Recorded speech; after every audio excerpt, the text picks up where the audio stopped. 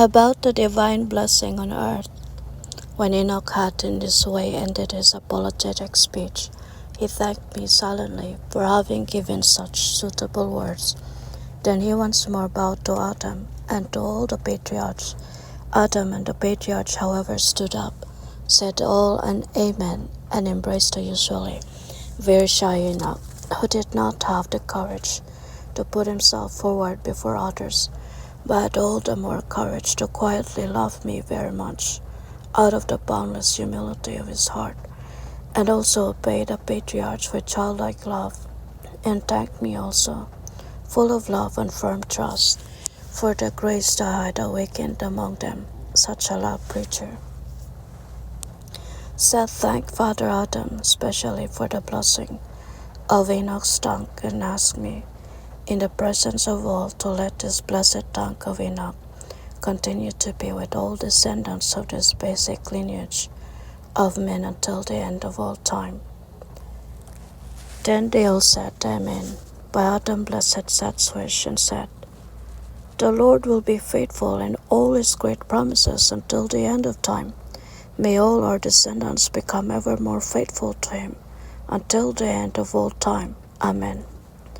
But now, dear children, go with my rich blessing, and thereby in the most holy name of our eternal, exceedingly kind, and most loving Father, to your dwellings, and rest your limbs and your soul and spirit in God. And you, Abel, Seth, do not forget your Father, and bring me my food and drink, and then do it my threefold blessing what I have advised your children to do. But Enoch shall all the time of my life dwell in my hut, and eat from the bowl I shall be eating from. In return he shall always be prepared to serve me, and all his fathers, brothers, and sisters, in the love out of the Spirit of God. And now go and do according to what you have heard. Amen. Then they all bowed to Adam and went to their nearby huts. Seth, helped by his wife, did his duty, and Enoch fetched his bedding from his plain hut, took it to Adam's hut, and after a silent thanksgiving, into the hut where the old Mother Eve did her best to help him make the bed as soft as possible. When all was ready, Seth with his wife arrived with plenty of food and drinks, and thanked me, deeply moved in his heart for the immense grace bestowed on him before all his elder brothers to be allowed to provide with food and drink his parents and the dear Enoch, who appeared to him as a rising morning star. After the evening meal, followed by a prayer of thanks, Adam said to Seth, Abel, Seth, you know that tomorrow is the 6th day of the week, and the day after tomorrow the Lord's holy day of rest. Let at the time of the offering all my children out of you, their children and children's children, come here, and also as many as possible of those of my children the Lord has given me after you. They shall tomorrow be reminded, and also those who got themselves wives from the lowlands, that they must cleanse themselves before entering this place, above which the eternal Spirit of love and wisdom has hovered, in all wisdom, might, and power, and there hear from the mouth of Enoch a new teaching from God, which will be comforting to their hearts, as it was to ours when they were filled with boundless expectations out of the immeasurable love of God. Now, dear Seth, I have made known to you everything concerning today, and tomorrow everything else your heart will reveal to you. And so may God's grace and also my blessing guide you. Amen. Prior to retiring, Enoch shyly stepped up to Adam and said, O Father of the fathers, would you still allow me to bother you with a small request? But first of all, do forgive me my unauthorized question. Adam, moved by this modest and humble sincerity, embraced Enoch and kissed him, and then said, weeping for joy, O you great, exceedingly holy, and kind Father. What a glorious fruit you have given me through Seth to replace the much grief for Abel. Abel was a hero before you and me, but the fruit of Seth is a dripping honey from your eternal morning. Oh, be thanked forever for so much grace and mercy. Look, my Eve, how kind our God and Father is, with what treasures He has enriched us. And Eve said, O Adam, I can but weep for joy at this much grace and love. We are not at all worthy of it, for next to my very great joy, I also feel the great burden pressing upon the low places of the earth, owing solely to my guilt. O Cain, Cain, why did you have to become a curse to the earth? O Adam, this thought always deprives my tongue of speech, and the thorns, which absorbed my first tear, when still in paradise, twine around my joy. O Adam, let me weep and pray. But Adam said, Be calm, wife. Let God now care, and you do what is of benefit to your heart. And you, my dear Enoch, open your loving heart to me, and tell me your pious wish. My heart, my eye and ear are now open to what comes from your blessed mouth. Therefore speak if you want to, whenever and in whatever manner you wish to. It would always be welcome to me. Amen. Thereupon Enoch opened his heart, gave his tongue free vent, and said to Adam, O Father of my fathers, do bless my bed in your hut, so that also my soul may rest peacefully, where the exalted Mother has provided for the rest of my body. For when the body is resting, the soul must be at peace.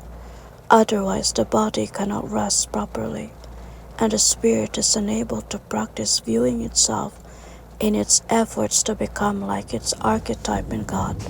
Just as sleep to rest the body is a blessing of God through nature, peace of the soul is that inner calm, warmth of eternal love, from which the spirit receives the elements for its perfection, so that it may one day become once more a true vessel for the holding of love, and thus the life out of God. O Father of the fathers, my wish to approach you and ask for your blessing of my bed was not an insignificant matter, for there is nothing in the world that is not from life and leading to life, showing us the ways of salvation through the endless mercy of eternal love and boundless grace. But man should not fail to bless everything beforehand out of God's love, the visions, the night, the bed, the rest, and everything connected with it. Then dreams will show the pure person faithfully the works of love and spirit, and he will find it easy to know himself. But whoever ignores the visions and does not respect the blessings of the bed, and thus the rest is like a blind and deaf person, and love and life will suddenly pass him by. If I were not able to behold great things in the smallest, how could I be able to eventually behold the infinite in the great and in the infinite eternal love and God's infinite wisdom, might and power? Therefore, O Father of my fathers, do not deny me the blessing of my bed, and give peace to my soul so that it may cheerfully rest in God's love, in order to bear powerful witness to the great grace, in spirit and in all truth, out of eternal mercy. Amen. Having heard this pious request, Adam let himself be guided to Enoch's bed, and blessed it 3 times. After he had completed his work of blessing, he returned to his place and said, Enoch, it has been done according to the wish of your faith in God. However, since you need such a blessing, it is surely needed by all, and would not be superfluous for me either. But who will bless my bed? Then Enoch replied with love and respect, O Father of my fathers, the mountains are full of your blessing, and no doubt the one who had blessed you already, before any human eye had gazed up to the holy great Father's dwellings of light, has attended to your bed. If the holy great Father has blessed you, and everything He has given you. How could you possibly expect a blessing from me, who am myself only a very small part of your blessing from God? Oh, do be at peace in God, for the very earth has been placed under your feet from the great abundance of blessing out of you and for you. Thus also your bed has been blessed for a long time already, allowing you a free rest and a great peace for your soul out of God, whereas my soul is only a soul out of you, and thus just a small part of the exceedingly great blessing you receive directly from the hand of the most holy Father's eternal love. Therefore you may rest in great peace in the place which was illumined and abundantly blessed by the most holy presence of God among all of us. Look, you need not worry about that to which the Lord has attended long before a sun illumined the earth. But I have to thank you for this great grace that you have blessed my bed. However, to bless your bed with my hand, O Father of my fathers, would be the greatest presumptuousness. How should he who has nothing give to the one who has long before received everything from God? Look, I have received nothing but love, and this I can pass on as I have received it. But the blessing has been given to you alone, and we ourselves are your blessing. Therefore rest in all the peace of your soul out of God. Amen. Adam was quite moved by these words, kissed Enoch 3 times on his mouth, and spoke the following profound words. "Oh, you dear Enoch, just like that my son Abel once spoke with during the flight from paradise. He was carrying me and my blessing on his shoulders, which he returned to me faithfully in the land of Egypt. Oh, Enoch, the longer I listen to you, the more familiar becomes to me the sound of your speech, and is as if I heard the sweet voice of my Abel. Even if your body is not that of Abel, your appearance is exactly like that of Abel, and so are your speech, the love, and the spirit.